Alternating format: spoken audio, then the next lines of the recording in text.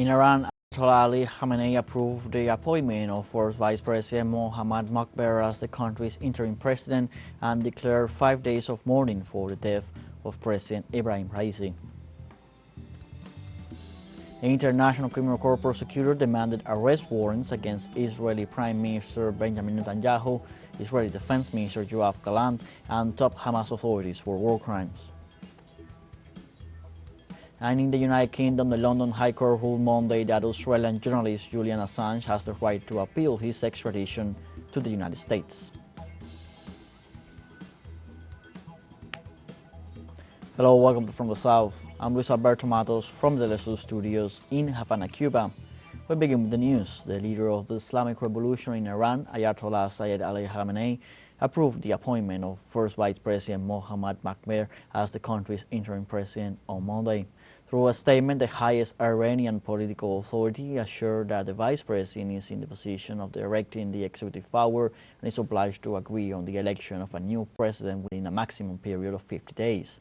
In this regard, Khamenei declared 5 days of national mourning for the martyrdom of President Sayyid Ibrahim Raisi after the helicopter in which he was being transported was involved in an accident. On the other hand, it was confirmed that until now, Iranian Deputy Foreign Minister Ali Bagheri Khani will serve as acting foreign minister after the death of Foreign Minister Hossein Amir Abdollahian.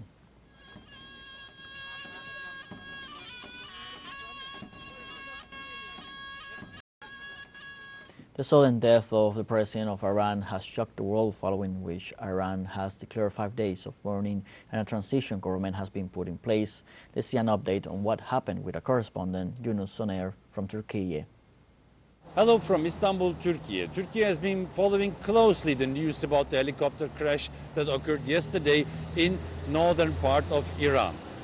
The president of the Islamic Republic of Iran, Ibrahim Raisi, alongside the country's foreign minister Hossein Amir Abdollahian, as well as Malik Rahmeti, the governor of the East Azerbaijan province of Iran, and the Ayatollah Ali Hashmi were in the helicopter returning from the border with Azerbaijan when the helicopter crashed in the border area close to the city of Jofra. Currently, the Iranian state TV has confirmed that the helicopter has been found, that all the passengers are dead, and that their bodies are being transferred to the city of Tabriz. Turkish drones of model of Akıncı have played a decisive role in finding the helicopter in the mountainous region among very bad weather conditions of fog and snow, as well as Turkish state media reports. Right now, the supreme leader of Iran, Ali Khamenei, has already transferred, in accordance with the Iranian constitution, the executive to the vice president of Iran, Mohammad Mokber, who will lead a transitional government together with the president of the National Assembly and the head of the judiciary to prepare elections within 50 days maximum. All eyes are on the foreign policy of the Islamic Republic of Iran regarding Palestine, also regarding relations with Azerbaijan. And here in Turkey, the comments are that there will not be any change in the foreign policy of Iran regarding Palestine or its positions in regional issues. This is also confirmed by the statement of the Supreme Leader Ali Khamenei himself, who emphasized already yesterday that the state of Iran has continuity and that state affairs will continue without any interruption. And sources from Iran also say that Iran's decided position against Israeli massacres and genocide in Gaza will continue despite this accident or despite the loss of the Iranian president that is still being investigated, of course, by the Iranian authorities. No conclusion has been made yet, and we are expecting reports of that later on. Turkish government will express today its condolences. It has already yesterday, as I mentioned, offered help, practical help in the search for the president's helicopter, and has been pursuing cooperation in that effort. And today we expect an official announcement of the Turkish government offering condolences for the loss of the Iranian president. This is for the time being from Istanbul, Turkey. Leaders reviewed the route taken by the helicopter carrying Iranian President Saeed Ibrahim Raisi from his visit to the Keys Khalasi Dam to the crash site. This Sunday, Iranian President Saeed Ibrahim Raisi traveled early in the morning to the Keys Khalasi Dam, located 220 kilometers northeast of the city of Tabriz, on the Aras River, the joint border between Azerbaijan and Iran. On their way back, 2 of the 3 helicopters landed in the capital of the province of eastern Azerbaijan, while the aircraft carrying the Iranian president reportedly crashed in the mountainous area of Pindavor. Ibrahim Raisi, 64 years old, served as national president since 2021, when he won the elections with 61% of the votes in his favor. He was also a member of the Assembly of Experts since 2007 and served as Attorney General between 2014 and 2016. He also held the position of Vice President of the Supreme Court from 2004 to 2021. Under the mandate of Ibrahim Raisi, the state developed a strong foreign policy committed to peace and regional stability. He deeply rejected the Israeli genocide against the population of the Gaza Strip. In the internal order, he managed to confront the sanctions imposed unfairly by the United States. Ibrahim Raisi grew up in Mashhad, home of the holiest Shia shrine in Iran. Coming from a clerical family, he participated as a teenager in the 1979 revolution that overthrew the Shah backed by the West. In the absence of the president, the incumbent vice president takes over the responsibilities of the executive branch as provided for in the Constitution of the Islamic Republic of Iran. In Article 131, the Iranian Constitution mandates that upon the death, dismissal, resignation, absence, or illness for a period of more than 2 months of the president, the vice president shall assume the reins of the country, subject to the consent of the supreme leader of Iran. In this regard, the temporary president should form a council with the presidents of the Islamic Consultative Assembly and the judiciary, as well as the vice president, which in turn, in a period of no more than 50 days, will proceed to elect the new Iranian president. Now let's look at the profile of Mohammad Makber, Iranian first vice president. According to Article 131 of the Constitution of the Islamic Republic of Iran, he assumes the acting presidency with the approval of the supreme leader Ali Khamenei. Mohammad Makber is an Iranian politician currently serving as the vice president of Iran as of August 8, 2021. He was head of the execution of the order of Imam Khomeini. Makber holds 2 doctoral degrees, one in international law and one in management. He also serves as chairman of the board of directors of a major banking institution and is deputy governor of the province of Khuzestan. He served as an officer in the Medical Corps of the Islamic Revolution Guard Corps during the Iran-Iraq War.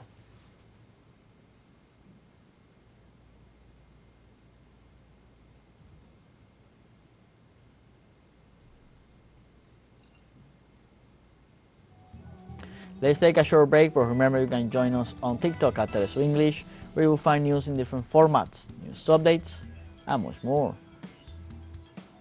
Other stories coming up. Stay with us.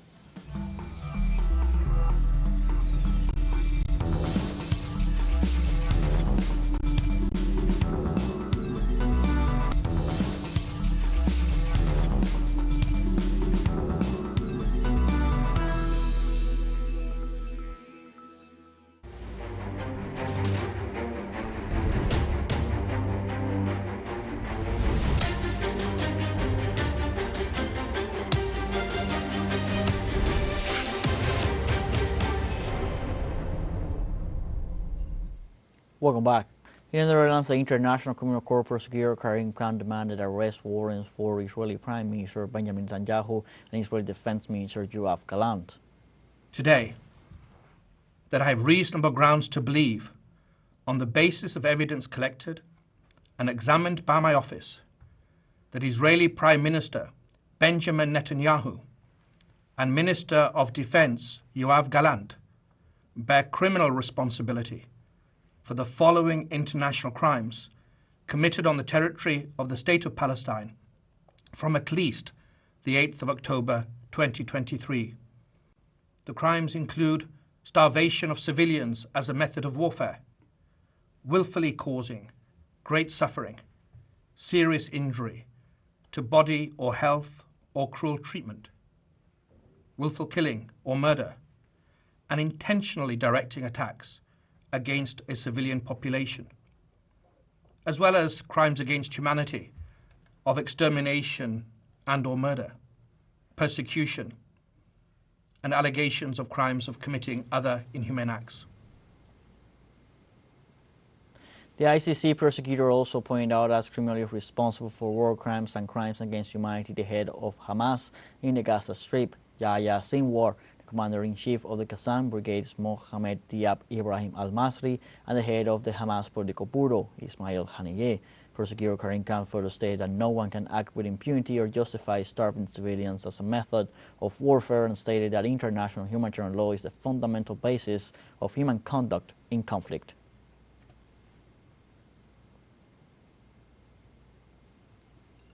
In Palestine, the Israeli army intensified its attacks on the Gaza Strip during the last few days, causing the forced displacement of 810,000 people from Rafah. 227 days after the beginning of the genocide on the Gaza population, the Israeli air raids and artillery bombardments targeted Palestinian homes in Rafah, Jabalia, the city of Gaza, and the Nusayrat camp, among other places in the territory. In this context, Doctors Without Borders reported that after an attack on the Jabalia refugee camp, 34 patients arrived at the Al-Awda hospital, which no longer has drinking water. For its part, the UN Agency for Palestine Refugees warned that the failure to open land crossings presaged the continuation of catastrophic humanitarian conditions in the Gaza Strip.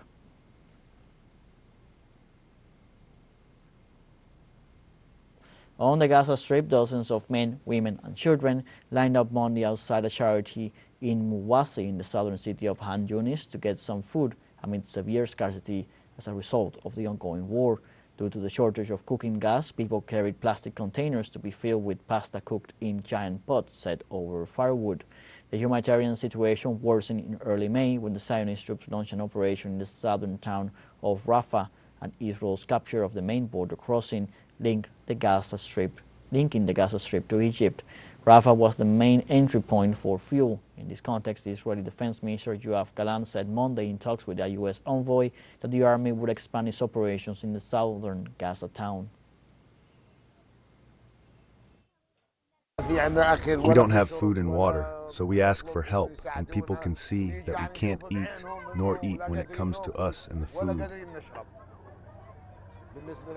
We can't find food or water, and we take our children to the hospitals. This pot will be used for sometimes they fill it half full and sometimes they fill it full. We were in Rafah, then came to Khan Yunis. Life is difficult because there is nothing here. In Rafah, everything was available. We live on canned food now that we bring from charities. Had it not been for charities, we would have starved to death, me and my grandchildren. On Sunday, thousands of Moroccans demonstrated in Casablanca their support for the Palestinian people. Social activists and human rights defender groups reiterated their call to the Prime Minister of Morocco, Aziz Al-Hannous, to break all kinds of relations with the government of Tel Aviv. It should be noted that the North African nation established diplomatic relations with Israel in the framework of the Abraham Accords, mediated by the United States, which saw similar movements by the United Arab Emirates and Bahrain. In effect, the demonstrators highlighted the courage of the Palestinian people and rejected the Western powers and the Zionist occupation.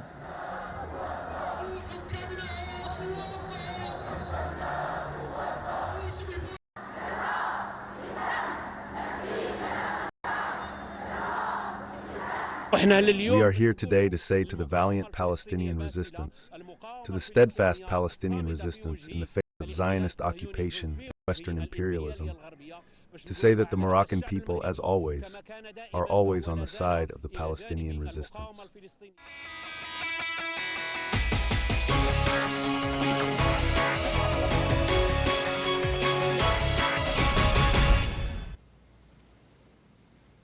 In the Dominican Republic, Luis Abinader was elected president for a second term with more than 59% of the votes. Abinader obtained a wide advantage over Leonel Fernandez, who received 27.30% of the votes, while Abel Martinez obtained 10.41%. Likewise, both candidates recognized the victory of Luis Abinader. Electoral authorities reported a turnout of 24.31%.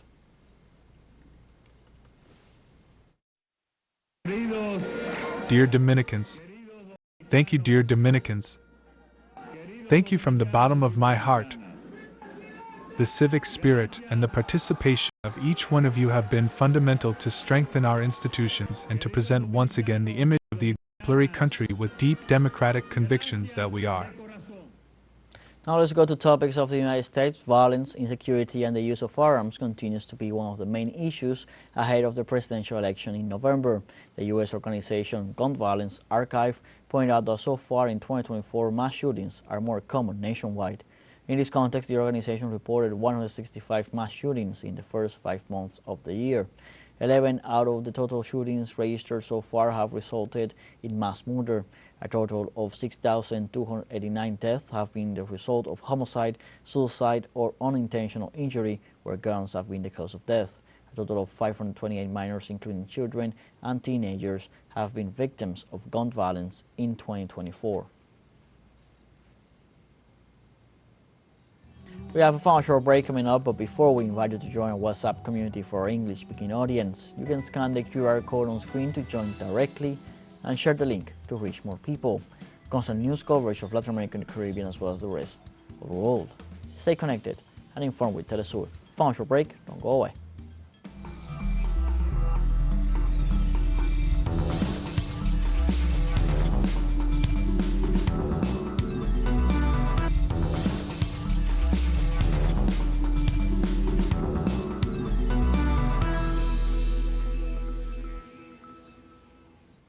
Welcome back.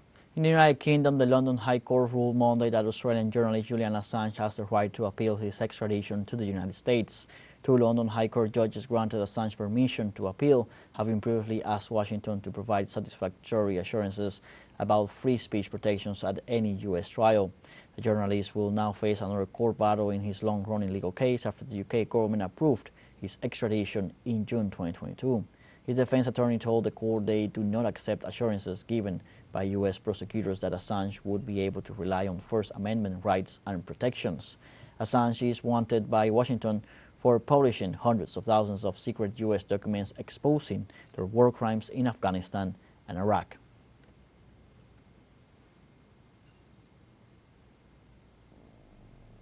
In the meantime, hundreds of protesters gathered outside the United Kingdom's High Court of Justice in support of journalist Julian Assange. The ruling was welcomed with cheers and slogans in support of Julian Assange. Journalist's legal team indicated that in the case of an unfavorable outcome, Assange could have been on a plane to the United States in less than 24 hours. Stella Assange expressed her intention to take the case to the European Court of Human Rights.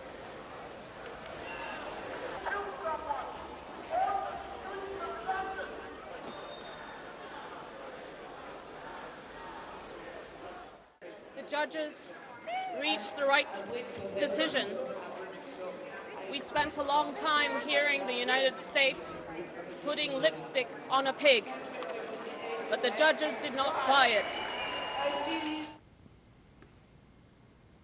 In this regard, the Brazilian President Luiz Inácio Lula da Silva posted on X the following: Julian Assange, the journalist who should have won the Pulitzer for revealing the secrets of the powerful, has been imprisoned for 5 years in England, condemned to the silence of all the press that should defend his freedom in the framework of the fight for freedom of expression. I hope the persecution against Assange ends and he returns to freedom as soon as possible.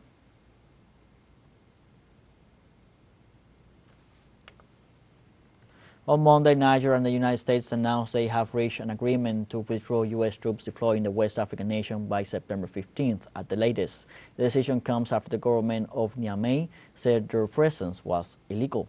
Precisely, Amadou Abdraban, spokesman for the military junta that governs Niger, announced the end of the military cooperation agreement with the United States, taking into account the aspirations and interests of the people. The official also expressed that the U.S. military presence violates all constitutional norms. The United States has around 650 soldiers in Niger, with a major drone base near Agadez in the north of the country. Niger has already overseen the withdrawal of troops from France, the former colonial power and traditional security ally. Niger Ministry of National Defense and the United States Department of Defense have reached a disengagement agreement for the withdrawal of United States forces.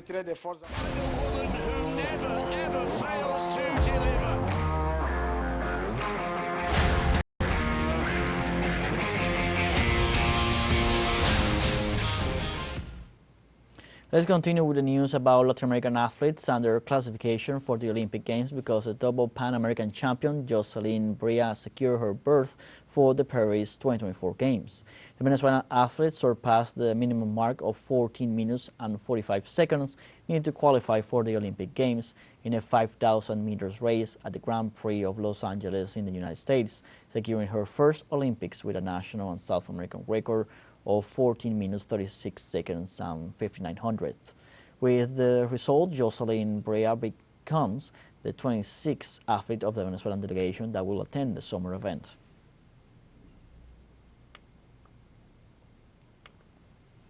Another athlete who will be at the Paris 2024 Games is 57-year-old Chilean Tania Sen, who made history by qualifying for her first Olympic Games. The achievement came after winning the gold medal in the second qualifying table tennis tournament held in Lima, Peru.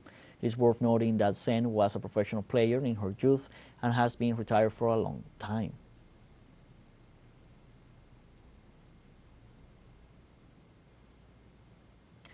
Meanwhile, in the NBA playoffs, Indiana Pacers defeated New York Knicks 130-109 to reach the Eastern Conference Finals. The Madison Square Garden hosted the seventh game with a strong performance by the visiting team. The locals could not respond to the Pacers' effectiveness in blocking and defense. The Indiana Pacers will go head-to-head against the Boston Celtics in the Eastern Conference Final. Come back from down 3-2, win the last two games, and defeat the Knicks in 7 games. We have come to the end of this news brief. You can find these and many other stories on our website at telesurenglish.net. So join us on social media, Facebook, X, Instagram, Telegram, and TikTok. For Telesur English, I'm Luis Alberto Matos. Thank you for watching.